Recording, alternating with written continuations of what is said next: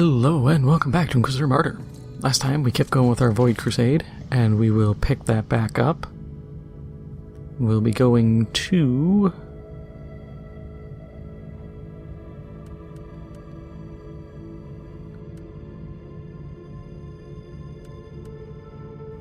this one. Had to stop and check here. Yeah, because there's a data slate cogitator here from the data slate we got here, and that will unlock here.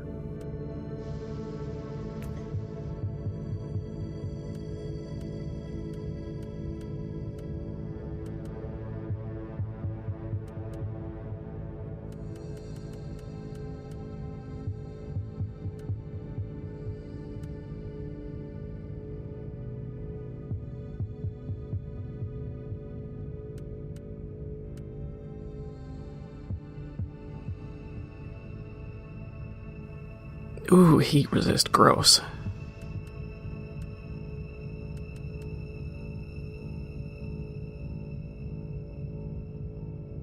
All enemies are armored.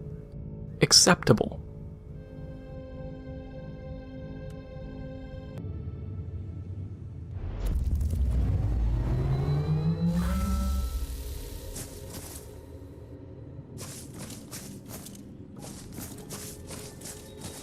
So, like always, I have some interesting news. Starting off, we'll start with the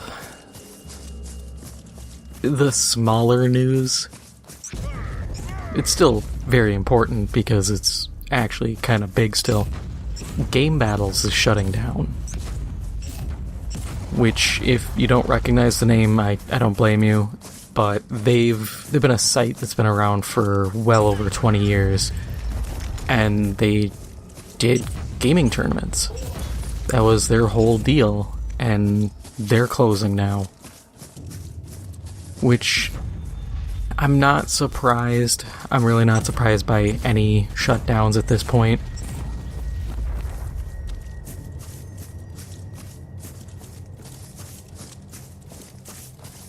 Mostly, I'm not surprised because this is a problem a lot of the industry and surrounding industries seem to have been built upon. It was a lot of quote-unquote free money. It was a lot of investors. It was just kind of... it was like the dot-com bubble, where everybody was throwing money in, and things just kept getting bigger and bigger, and then this economic downturn happened.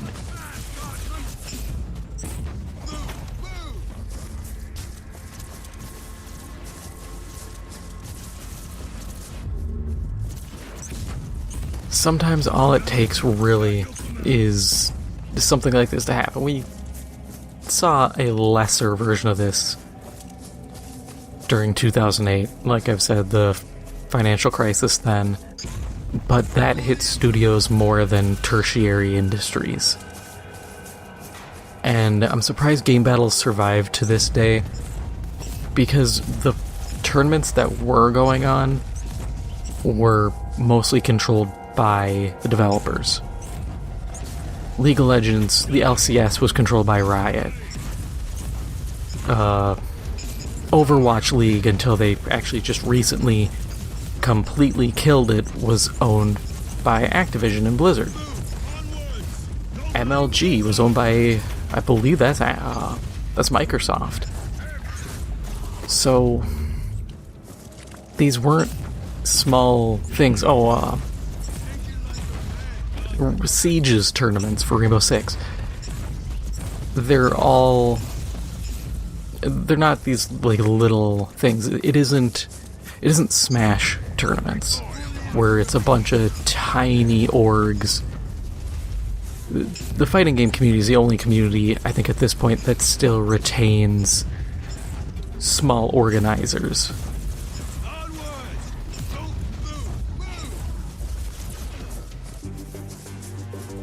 Everybody else has kind of been whittled down to the game's owner setting up the tournaments, which it's not bad, but it also kind of sucks because then you don't have minor leagues. You don't have, you know, the farm leagues or anything like that where players can kind of be semi-pro and build up a name. Now it's just kind of like, yep, you're either a big name or you by and large don't exist. League is the only one that kind of gets away with it because they do have challenger tournaments, thanks to how they have their... I'm trying to think of how to describe it. How every year you have to compete to earn your spot. You know, a pro team, if the pro team sucks, they just lose their spot for the year as a pro. And I think that's the best option. And by offering tournaments to people or to teams that get bumped down to challenger, it's not a death sentence for them. Information successfully decrypted with the litanies. You have obtained confidential mission coordinates. And that's a big thing, is just kind of avoiding that death sentence for small or teams that don't make it pro that year. And I'd like to see more actually do that, or to allow for more small teams or small orgs to do things.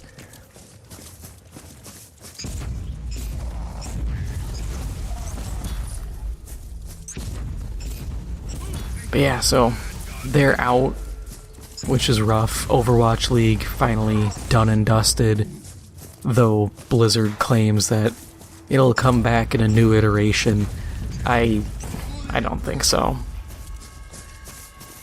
I don't think the community's as there as it was. I remember when Valorant came out, a ton of Overwatch guys were like, yeah, I'm just going to Valorant. I'm not hanging around. Granted, I also don't like Valorant because it's just CSGO, but with special powers. And I'm tired of the search and destroy mode being the definitive mode. It gets boring. Everyone does the same thing. And then it's like, oh, why don't we have the viewers? And you're just kind of sitting there going, gee, I wonder why, when this mode is so universal, I can watch it from 5 different games. I remember COD pros were angry when Hardpoint was a thing for Modern Warfare like 2019. I don't know if they still do the rotation with it in, but it was nice having a respawn mode, because people actually had to, you know, learn a bit more. It wasn't just like, oh yeah, here's your spawn nade spot, go here, wait here, shoot guy, okay, lather, rinse, repeat. It became, okay, I get that starting frag, but now they're coming back. So I have to learn additional grenade points, or I just have to be very cognizant of where they're going to be coming from, more or less at all points.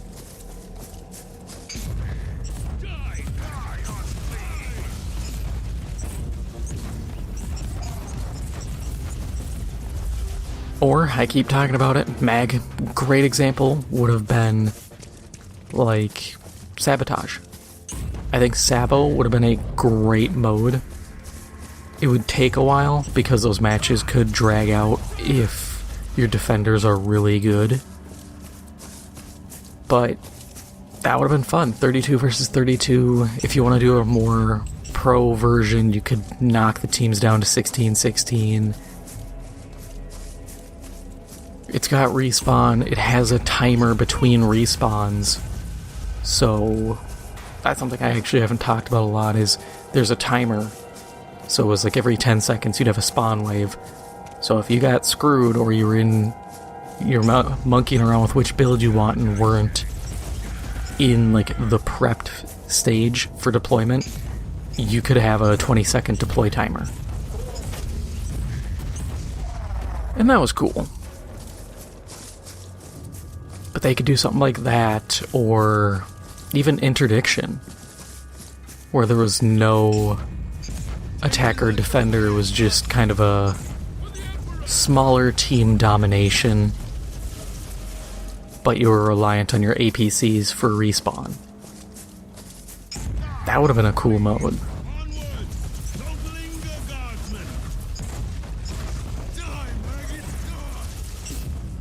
I've said it before, I do wish that Battlefield 1's competitive mode had taken off, but they also waited like, I think it was like 6 or 8 months into the game, if not longer, before actually releasing it. And by that point, everybody was kind of either done with the game, or if they were a competitive-oriented person, they already found a different game to go be competitive in.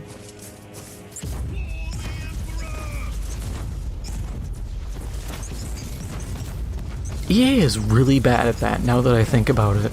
Like, genuinely, they are terrible at capitalizing on competitive modes.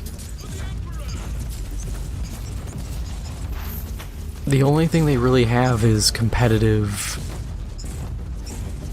Apex. I had to think of the word. I was like, it's the stupid Battle Royale. Competitive Apex, and that is because you can just lift everyone else's design for a tournament and go, yeah, that's the thing, right?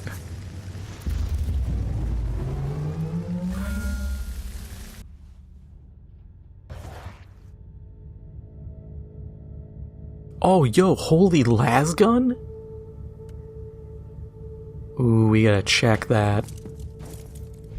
Actually, we'll just look at it quick. Oh, it's only a 4-statter. Why? Why did you have to be 4-stat? Enemies explode on kill. That's not... see, that's not bad. That is...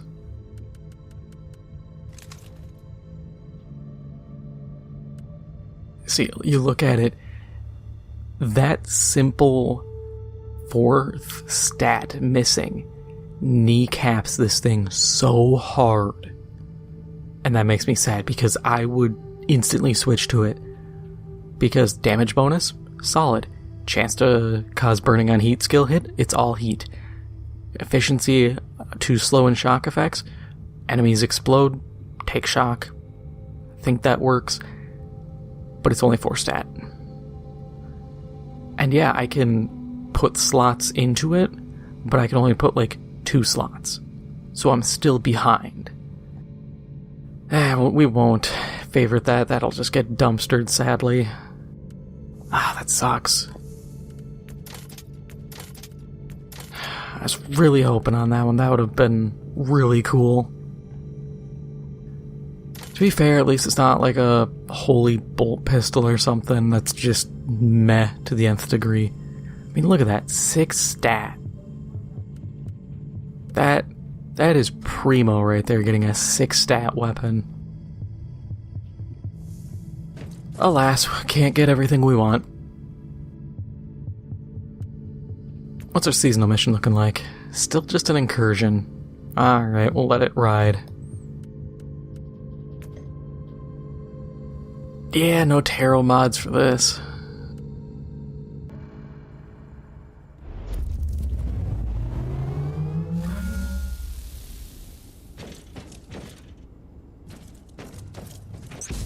But with all this talk of the money train kind of ending for tournaments and all this, we have another couple victims of the money train ending or terrible mismanagement.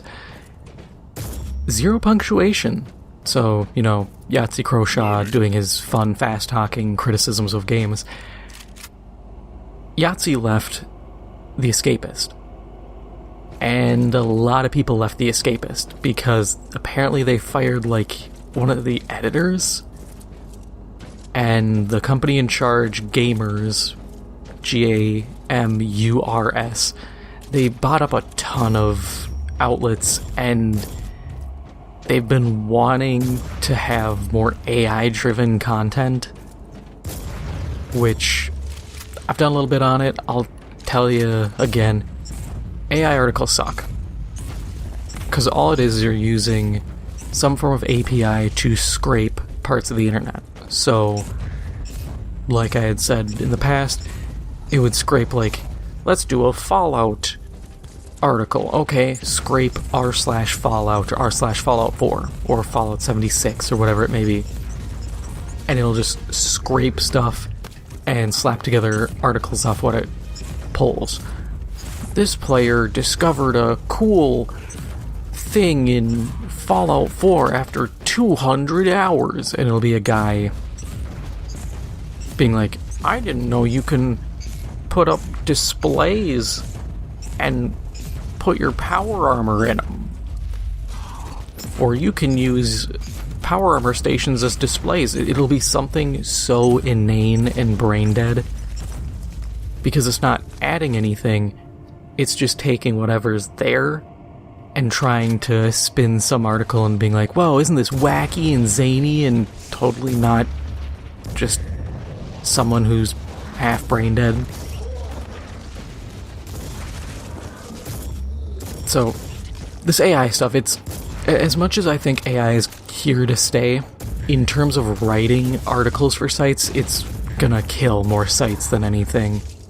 And if you can get in early as one of these AI technicians for a site or for like Disney or somebody, get in, get your bag, and get out, because I can't imagine it's gonna last long. But all that said, the Escapist kind of imploded. We don't know what's gonna happen to him now. I know Yahtzee and a couple of the other people have formed Second Wind, which will be their own news thing. And then going with that, a bunch of old Kotaku writers have banded together. It's like Gita, Jackson, some of the people. If you read Kotaku in the past like 10 years, you know the people who wrote the most brain-dead garbage and tanked that site's credibility. It's all of them coming together and creating Aftermath. And they're like, oh, we're going to talk about how games and capitalism and all this crap. I'm like, so the people who cost their employer a bunch of credibility are now back to tank their credibility again? It's one of those things where I'm like, yeah, I can't imagine this is going to go well. And they're like, oh, people will pay to hear us. I'm like, please, people were begging for you idiots to leave. I can't imagine there's a lot of demand for their opinions.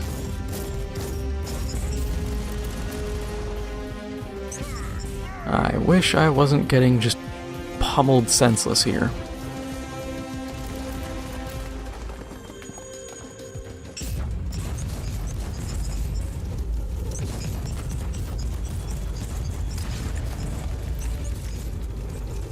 But yeah, it's kind of funny seeing those people, you know, the usual suspects show up as trying to, in my eyes, continue their grift.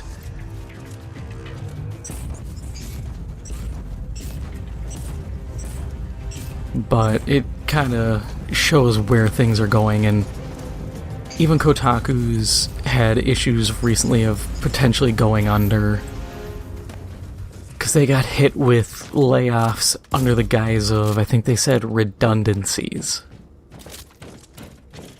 Which, I'm not surprised. They barely covered games, and some of the people who are now forming Aftermath were like, I can't remember which one it was. It was one of them who essentially said how to pirate a Nintendo game, and then Nintendo was like, yeah, we're just blacklisting you for this. And then whichever writer it was got just butt frustrated, like, why did they blacklist me? Maybe because you told people how to steal their product. It turns out companies don't appreciate that. You can get away with talking trash about a product, and companies by and large are just kind of like, yeah, whatever. Maybe if you're critical enough, they might drop you from the mailing list. You might not get a Christmas card that year. But you just don't tell people how to steal their stuff. That is the one and only kind of rule to follow. You don't do that. You don't share, like, DMCA'd stuff or anything like that that'll get you dinged. But they did, so that's their fault.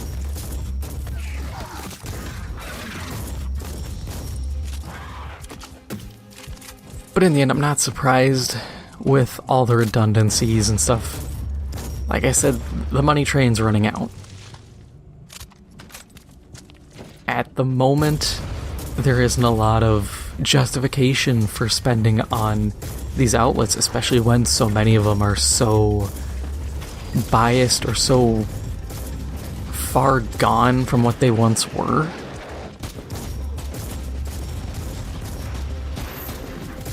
Because, like, yeah, I would do games journalism if I could. But as you can tell by what I talk about on here, a good chunk of it is me reminiscing about old games I'd love to see come back, and that's what a lot of my stuff would be. Because I don't care about a lot of modern stuff. Modern stuff is the same old rehashes. You know, oh, another extraction shooter came out. Oh, it's the next Call of Duty. Everyone clap. Nothing shocking or new or honestly noteworthy. Except I will admit, for this Call of Duty, the fact that IGN gave it like a 5 or a 4 out of 10, that is genuinely shocking, because IGN giving a game less than like a 7 is just, you know, you screwed up. IGN would give malware a 7 out of 10. You could infect their computers with ransomware and they would be like, yeah, it sucked and was really inconvenient and we had to pay money, but it was still a good experience, so yeah, 7 out of 10. But Call of Duty, like, damn. That's a rough one. And I will say, this kind of ending of the money train, it's hitting a lot of kind of geek culture stuff. A lot of these blogs are going under, and I think it's kind of good. Because who cares? What a lot of these people do is done for free, or at least far cheaper, by YouTubers. It's kind of the curse of what happened to Attack of the Show. Even barring Adam Sessler kind of going insane. But just the general idea of like, hey, what they do is already done.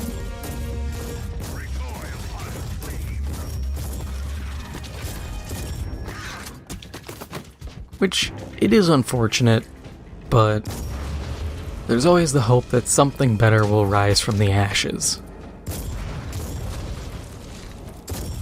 And maybe in a year, I'll be honest, probably like 5 years, maybe things will recover enough, these sites will maybe not come back in the same name, but these parts of the industry will revive.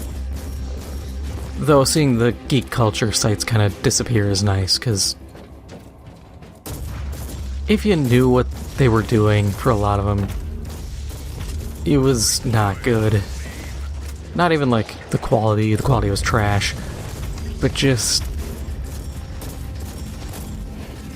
they were big contributors to our hobbies being watered down, and the constant, oh, gatekeeping is bad, when honestly gatekeeping is kind of being the immune system of the community. You keep the virus out instead of letting it in.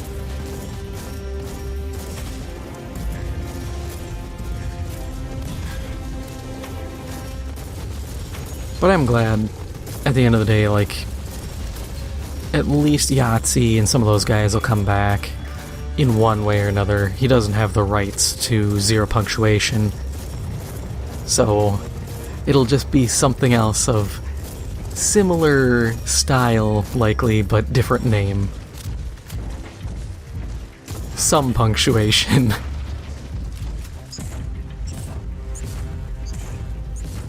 And I saw people talking about that and how really zero punctuation was kind of carrying the Escapist for the longest time. And it was. I'm not gonna sit here and try to downplay what other people on the team did, but when I saw the names, I was just like, I have no idea who these people are.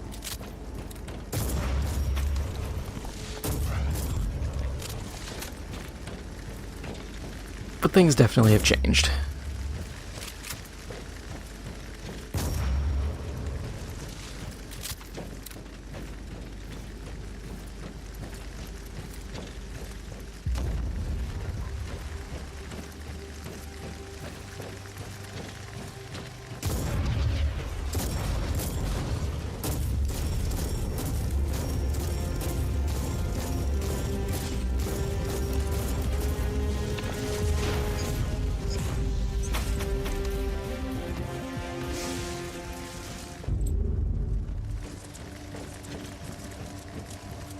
I'm kind of saddened by the fact the shotgun was taking so many shots and then my plasma cannon just blew through his whole health bar. But I'll take it.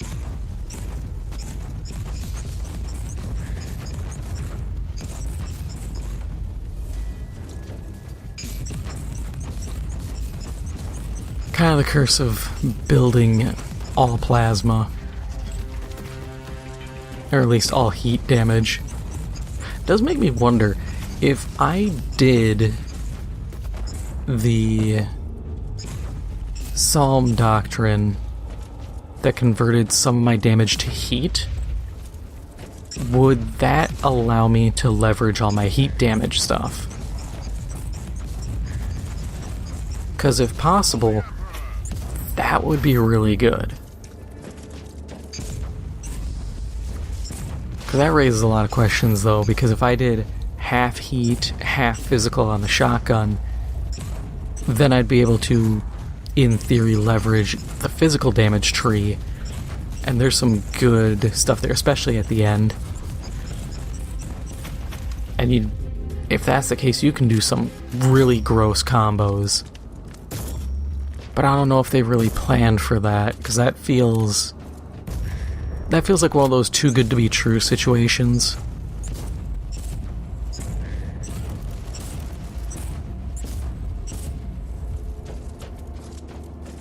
Because then it's like, yeah, anybody can kind of do this with the Psalm codes and everything. And to a degree double dip into whatever damage trees they want. Assassin could go heat and poison or whatever. But it's also the fact that that would be really strong. I'm going to assume you can't, because there's just no way they'd let you.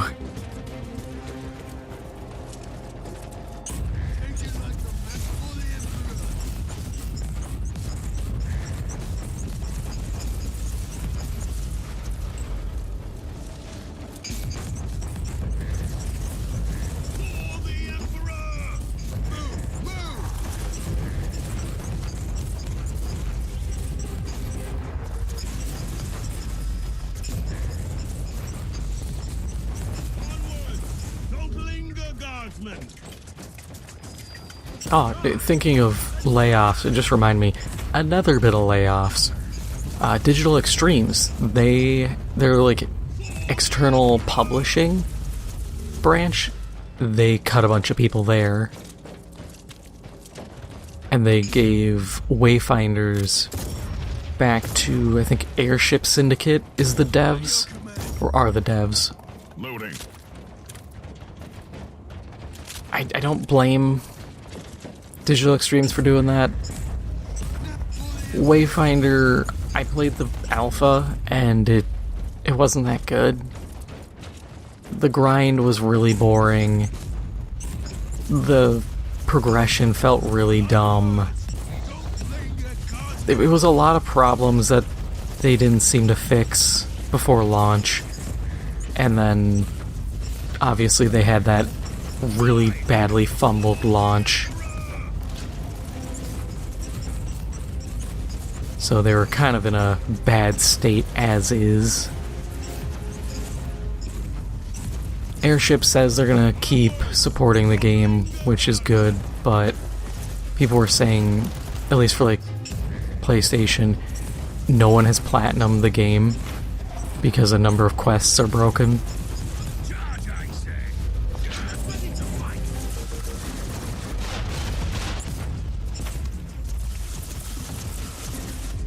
Definitely feels like one of those issues where it should have been dealt with. But it's the curse of game dev, you know. You can sit here, test things in your test environment, everything works, and then the second you get it out to the end user, everything starts breaking. And sometimes you don't know why, it just does. And then it becomes the fun game of trying to track down bugs and go through bug reports.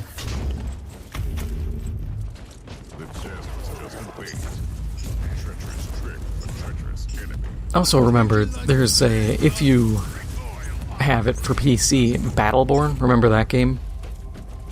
Some people managed to mod it so you can play the PvE stuff solo offline. Because I think you had to connect to their servers, and their servers have been down for years. But that's really cool. I kind of wish that game stuck around. I had said before, the gear progression was terrible, because it was all RNG, and they wanted to be League of Legends while not being League of Legends. They wanted to keep that Gearbox Borderlands wacky, hey, your gear can roll with all these stats, and it works, but damn, it sucks. And of course they came out around the same time as Overwatch, and Overwatch was like, hey, everything isn't gonna cost you for updates, while Battleborn was like, hey, yeah, we're gonna do paid DLC, which kneecapped it. Because the game itself wasn't bad. I remember playing the beta and had fun. That's why I miss it, is because the ideas were solid. The execution could have been better.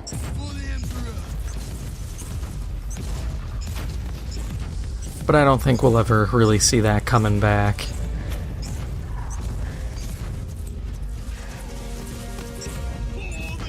And it's kind of the curse of, if they were to bring it back, they'd probably do a sequel, and at that point, I don't know if I'd want it, because someone will always try messing with something that didn't need to be messed with. Kind of like Call of Duty, oh my god.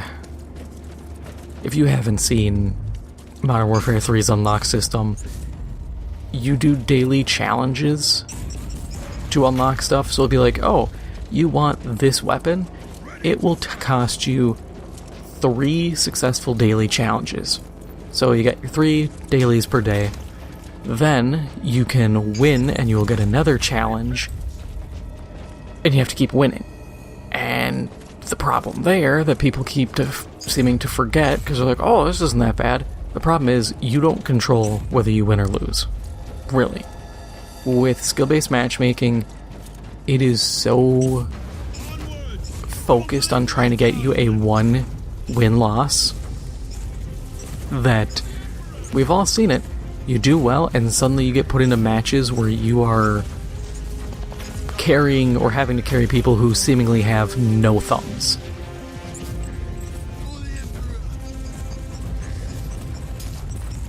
And so it's like, okay, so if people did the math, a rough estimate says you need to do like 200 challenges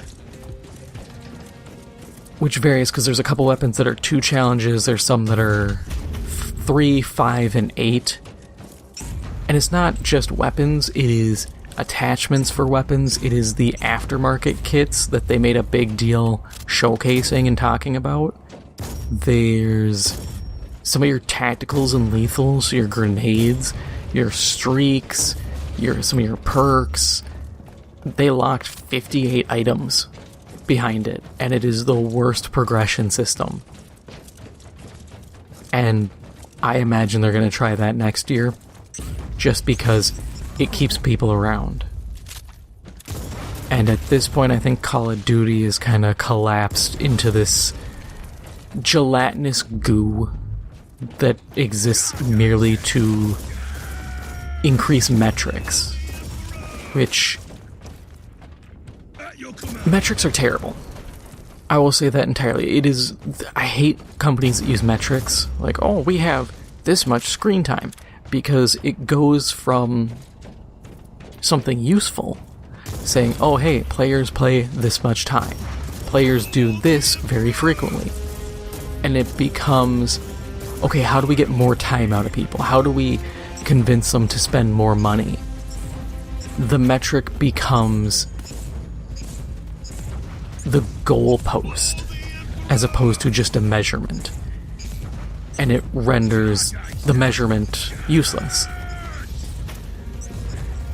So it's just this awkward situation that I imagine will only get worse, because that's what a lot of companies do. I've seen it with games, mobile games, where they'll be like, oh yeah, we care about good screen time and bad screen time, and they try to streamline stuff, and then they will turn around in the next year and add just the most horrendous garbage that takes an hour to complete, and then go, see, people are playing more. It's like, no, you fixed things, and so the playtime went down, and then you went, oh, that's bad, bring back more playtime. Yeah, so I got issues with it. Loading.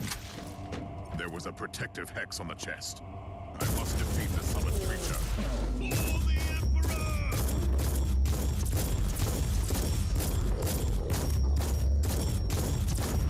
This plague-ridden guardian just spawns in and just takes buckshot to the chest until he dies. Couldn't move, he's just like, oh god, I'm being stumbled. Ready to fight.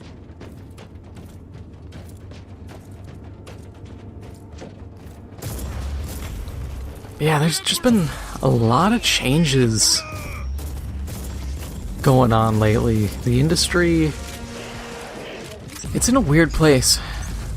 There was an interview with, I can't remember what the guy, I wish I could remember. He worked on Star Wars Galaxies, I know that, and a few other games, and he was talking about how, depending on how the energy crisis goes, gaming might become more of a luxury. That is stuff we've covered before.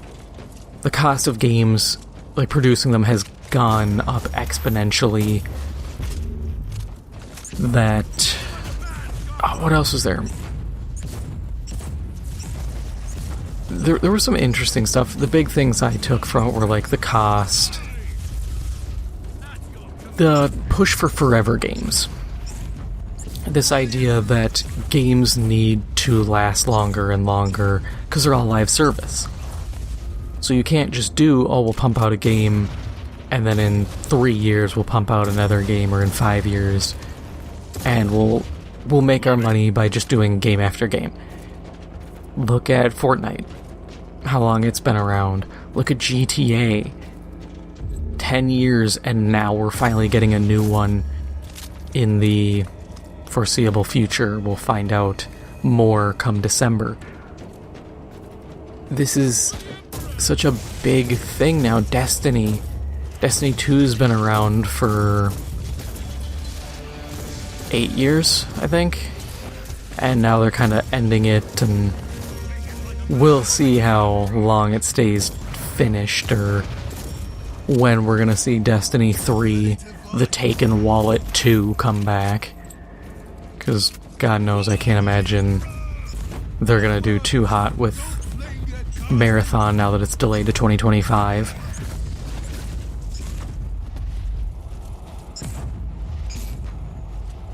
But so this is all Loading. kind of things have changed in this longevity for games. Warframe, 10 years.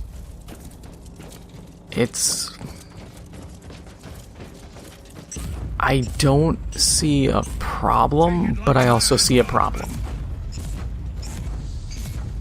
Because if the costs of making games wasn't so high, this would be great. Because then you'd have your lingering staples, and then you'd have newcomers who jump in, make a game, support it for a few years, kind of push the envelope in development, maybe make some new stuff to challenge the existing games, challenge the status quo, and move on. But because of the way the industry has become, and these skyrocketing costs, GTA estimated to cost anywhere between $1 and $2 billion, Call of Duty constantly going up, needing more and more sales, there isn't a lot of room or time for smaller games to really rival anybody big. And yes, indies still do kind of push the envelope a bit, but a lot of indies are just kind of... they have a gimmick and they don't stray far from the gimmick.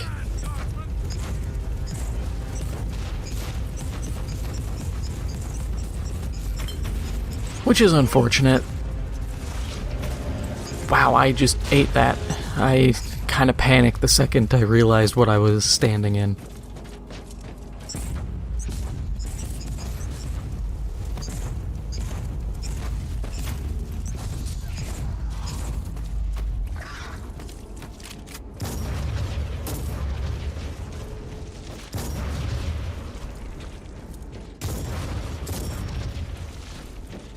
Not a lot of loot from those. Okay.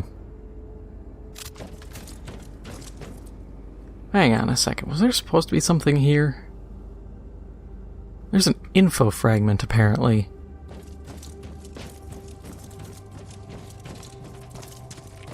Alright, I'm gonna look for that and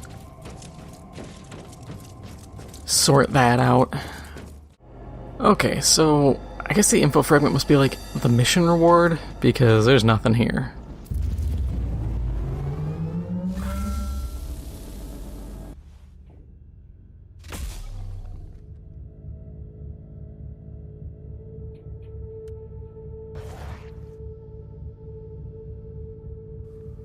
The seasonal mission just keeps being a slightly harder mission. Hang on, do we get...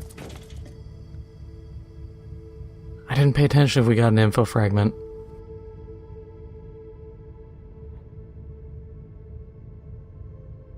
Oh, I know why. That was...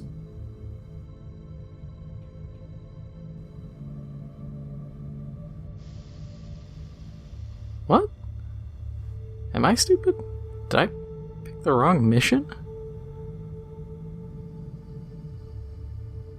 How in the world... Okay, we did those. That one.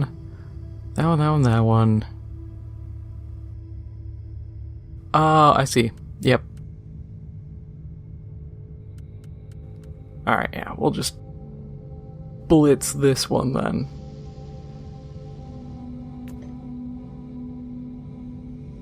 Because as a sabotage, this will be nice and easy. Challenging, but it'll be easy. Because this is the one with the thing.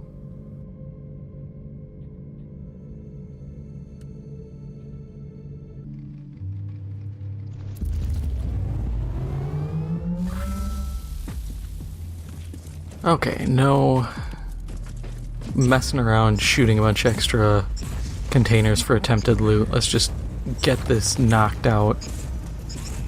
We'll get it done and dusted real quick.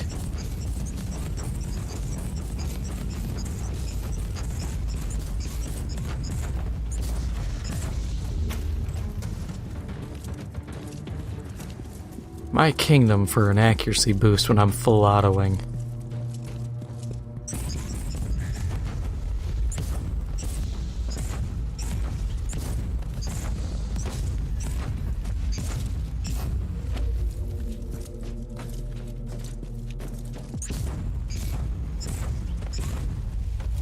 Okay, we'll do a quick loot run while we're doing this.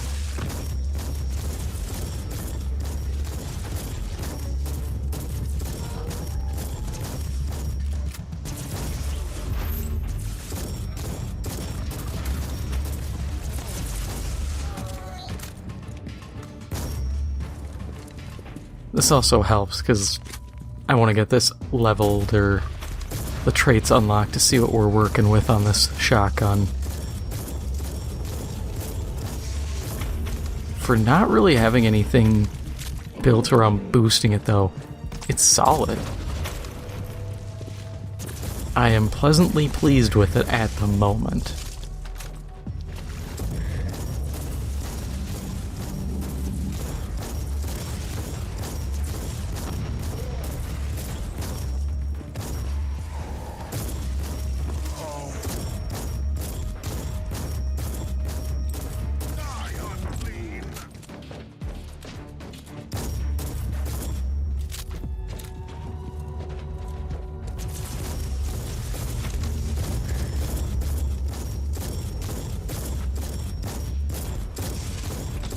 I love just getting into a shotgun battle with the Ogrins and winning.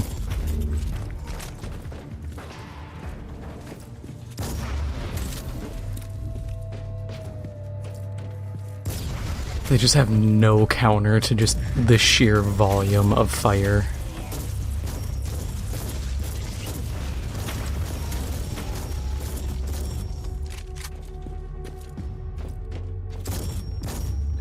Loading. That's the power of unyielding Daka.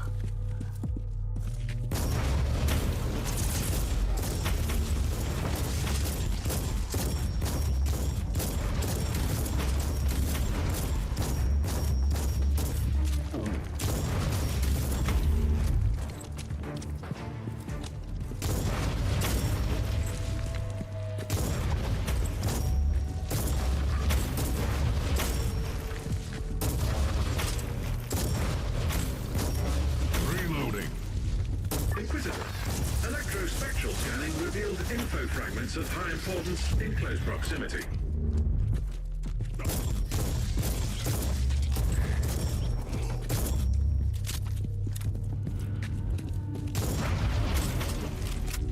I think, let me check something.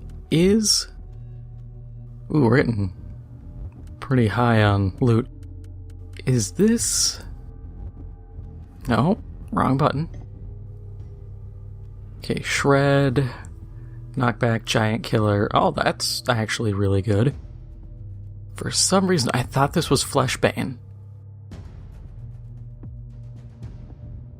Also, burst is weak against armored, but single shot isn't. That's a fun one. Fletchet has bleed. Good to know. Manstopper, huh. I might have to pop that on big boys.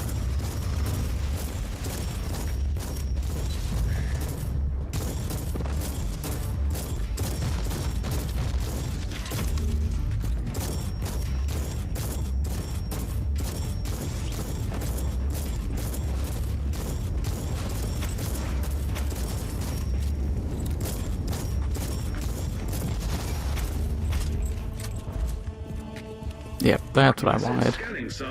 The fact that I just shotgunned down a scout vehicle is hilarious. Loading.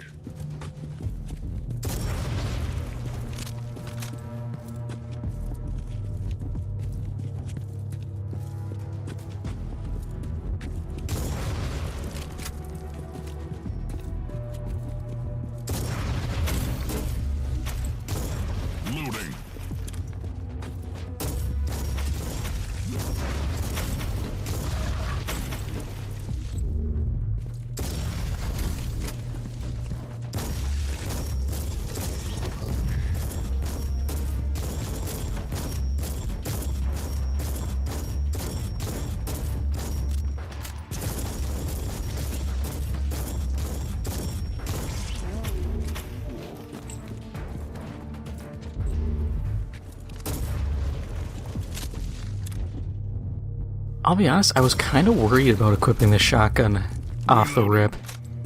I was like, this is going to be stupid. I'm never going to use it, but this is actually really good.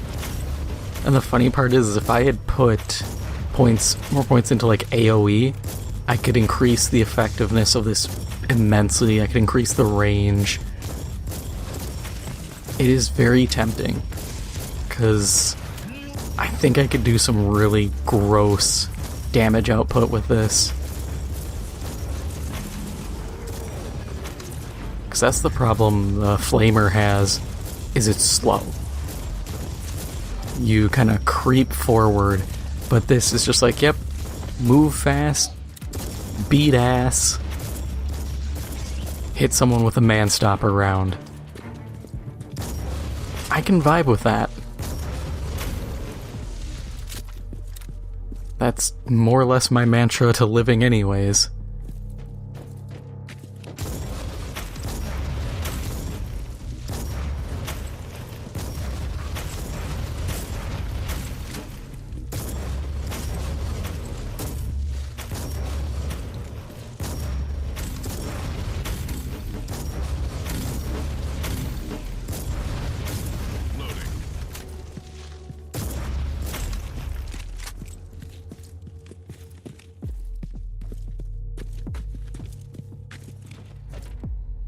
Oh, there was a target in here that I destroyed. I'm sitting here running around looking for it. I was like, wasn't there like a thing I needed to blow up? But apparently, I already did. That's always a good thing to see.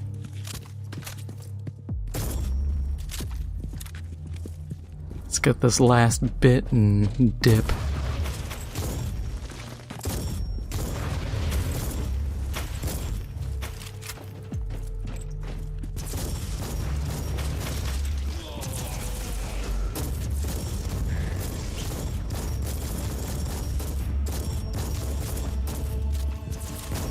That man-stopper round damage, though.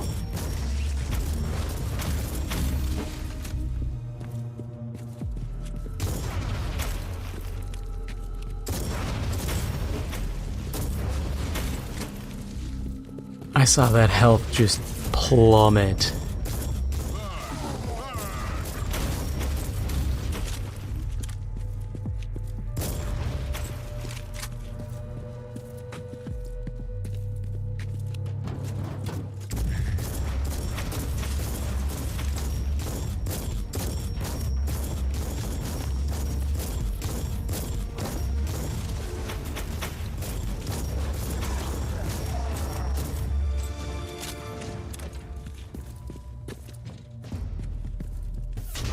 Hit the chest. Some resources, not gonna complain too much. All acceptable. Anything else? No. That is this whole area. Cool.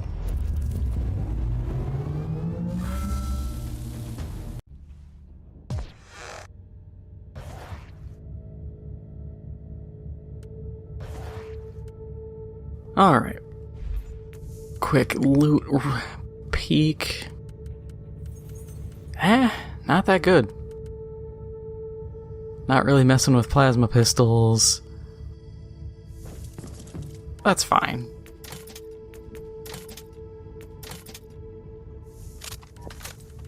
What's this looking like? Useful, but it's very spread out. Damage against bleed, heat damage, shock on poison, single target skills. It's a little too out there. I'd have to reroll a ton. But that is all for now. If you enjoyed this episode, make sure to hit the like button. It helps out the channel a lot. And if you haven't already, make sure to hit the subscribe button. Thank you for watching, and I'll see you in the next one.